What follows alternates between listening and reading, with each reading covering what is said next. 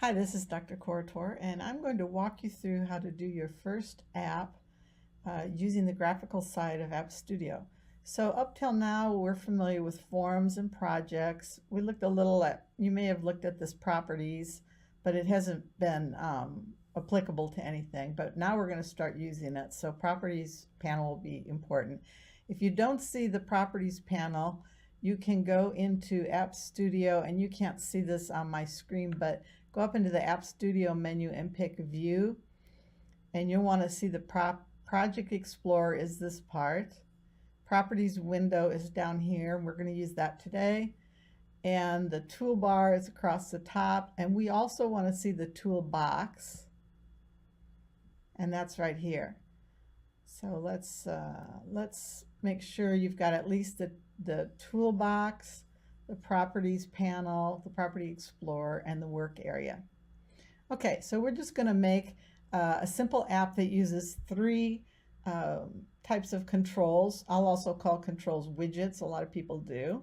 We're going to use a text box or an input box. It's called both. We're going to use a button, and we're going to use a label that just displays text. So let's start out with the button and the label. And let's say we want to create just a little simple app on this form that when I click the button, it puts like a welcome message out in the label area. Okay, so right now I'm on the code side. This is where we've been writing JavaScript.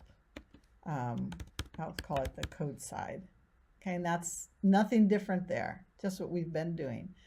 This little guy here, I think it's supposed to look like a little pencil or a pen or something. This is the design side, and this is the side we get to use all of these widgets. And you can see there's tons of them. I'll tell you, these are all different. Common are just open source widgets. Bootstrap 4 is a company, Bootstrap 4, and these are their widgets. So you can go out to their website and read more about how to customize them. jQuery Mobile's okay, but jQuery widgets or JQ widgets, you can also go to the website. They have very good widgets too, and they play very nice with Bootstrap 4 and Common. So I would stick to those three. And then these down here, date and time are widgets you'll use if you're dealing with date and time. Media like QR code, for example, or video, you want to have video on your app. And then for finance and social media is kind of an odd group, but there's a PayPal thing, a Stripe, a YouTube, Facebook. There may be things that are sort of Google Maps,